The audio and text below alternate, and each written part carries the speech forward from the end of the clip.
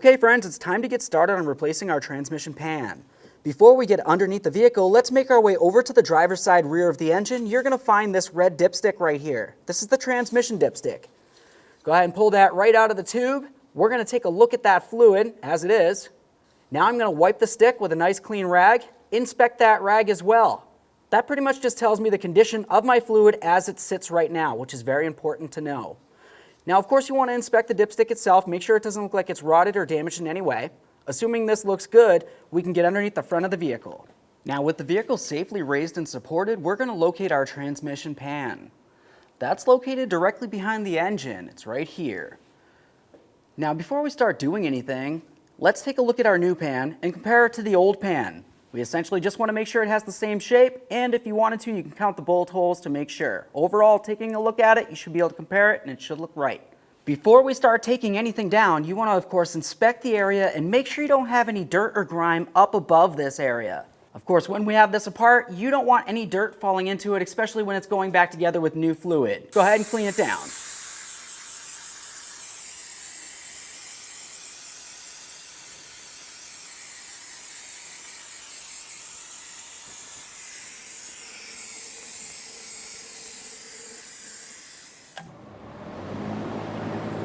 Alright, at this point it looks a lot better. I went ahead and cleaned it down. Now we're going to start removing all of our 10mm headed bolts. All of these bolts are going to be the same length. There isn't anything different. The only thing I want to mention about them is that when I'm taking these off, I'm going to leave a couple in the center on the front and the rear. And I'm going to go ahead and remove all of them from the sides. After that I can continue on, but it'll be easier to hold up my pan.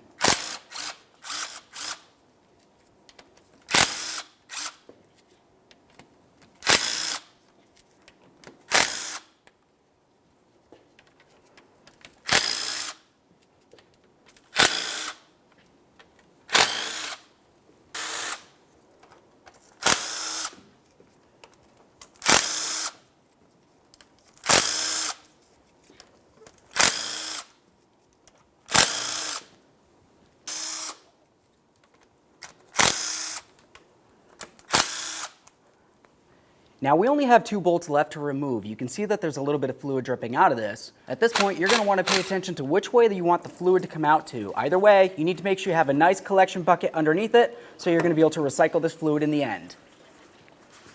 Once it seems as though it's slowed down to the point that you feel you can hold up the transmission pan, go ahead and finish off removing those bolts.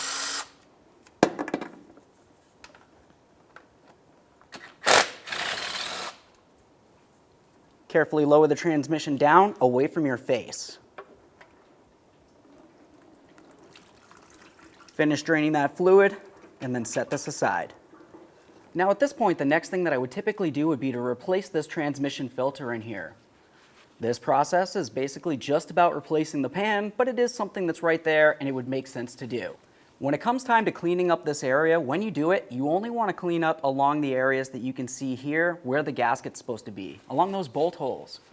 Never use any type of chemical on the inside of your transmission, such as a parts cleaner. It's much better to have old fluid like this right here, rather than having a foreign chemical inside of your transmission, which could cause damage.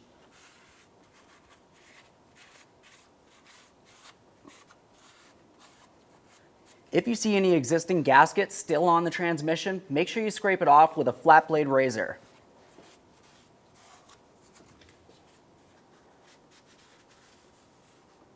Now it's time to talk about your transmission pan gasket. This one's considered a reusable gasket. The way I can tell it's a reusable gasket is because if I wipe it down to clean it, it feels as though it's solid rubber coming across here, and it also has grommets that go around where the bolts are.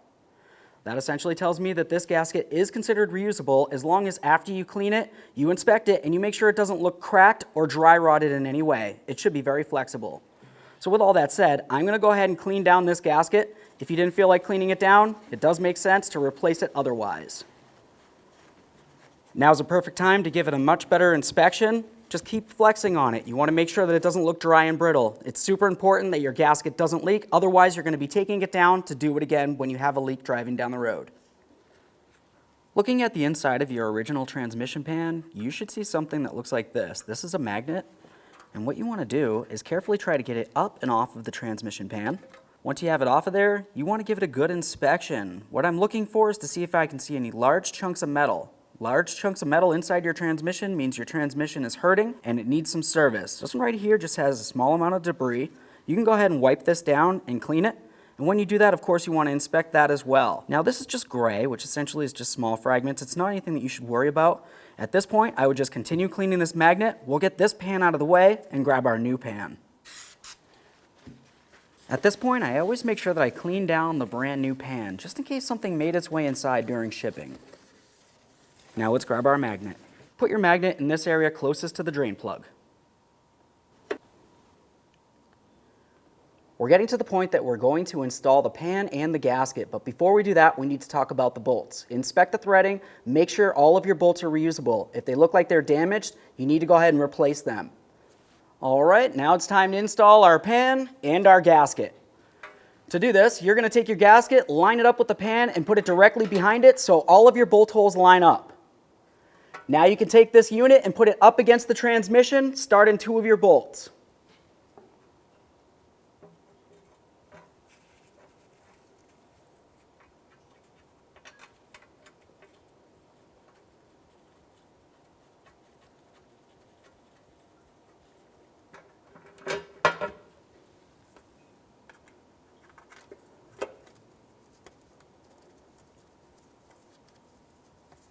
Let's continue on, starting in all the rest of our bolts before we tighten any of them up.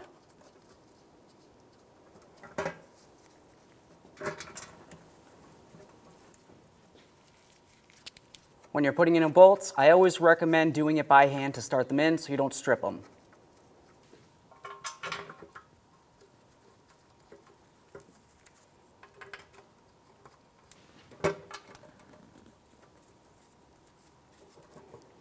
Now we can start tightening all of our bolts. We're only going to snug these up, and then once we have them all snug, we're going to torque them to 10 foot-pounds, which converts to 120 inch-pounds.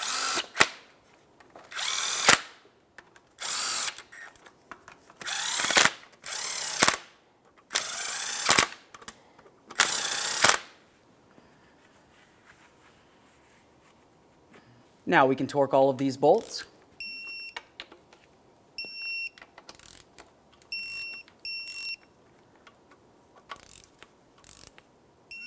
Something that's important to think about when you're torquing these bolts is if it feels like the bolt does not want to tighten up to the torque, don't try to force it because the transmission's made out of aluminum and it's going to strip out. Just make sure that it feels as though it's tight. If it doesn't feel as though it's going to tighten up enough for your comfort, you're going to have to go ahead and remove that bolt, re-tap it, and then put in a brand new bolt.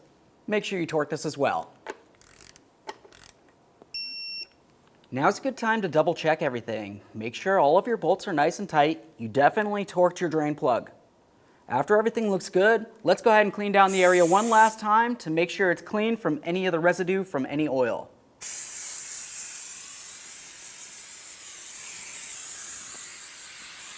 Keep in mind the type of transmission that you're going to have to use. Typically, for these types of vehicles, you're going to want to use Dextron 3 or 4.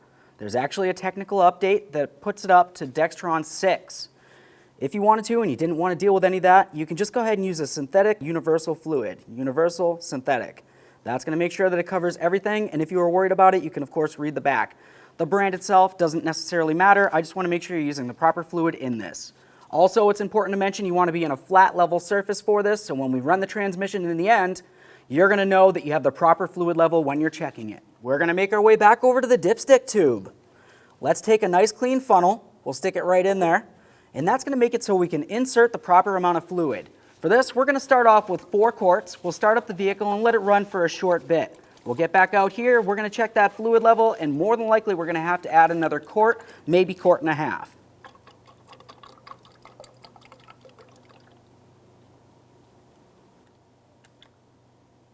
Get that funnel out of there. Let's have a closer look at the dipstick itself. The areas that you need to pay attention to are those 2 dots that you can see right on it. In between the 2 dots, you're also going to see several hatches. That's the safe zone. That's also the safe zone for when the transmission's hot. That's essentially when the fluid's going to be fully expanded. So if the fluid was cold, it should be pretty much in this level. Once it gets hot, it's going to expand and it should make its way in between those hatches. If it's above those hatches in any way, that means it's over full, and you could potentially have a serious transmission problem if you continue driving it that way. It needs to be in between those hatches. Go ahead and wipe down that dipstick again. Make sure it's nice and clean. You didn't get any dirt or debris on it in any way. Let's go ahead and put it right back into that dipstick tube all the way down.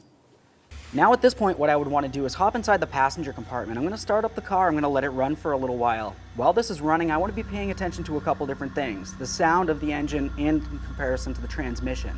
Make sure you don't hear any humming noise or a whining noise. If you do, you need to add more transmission fluid, so don't let it go like that. Other than that, of course, you're going to want to make sure that you pop out and check that transmission fluid every once in a while. Essentially, after it's run for approximately 5 minutes, it should be warm enough, and at that point, you can continue on with the vehicle running in park on a flat level surface. We'll double check that fluid level. I had it running for a while, and this is where it was at when I checked it while it was warm on a flat and level surface. This is considered perfect.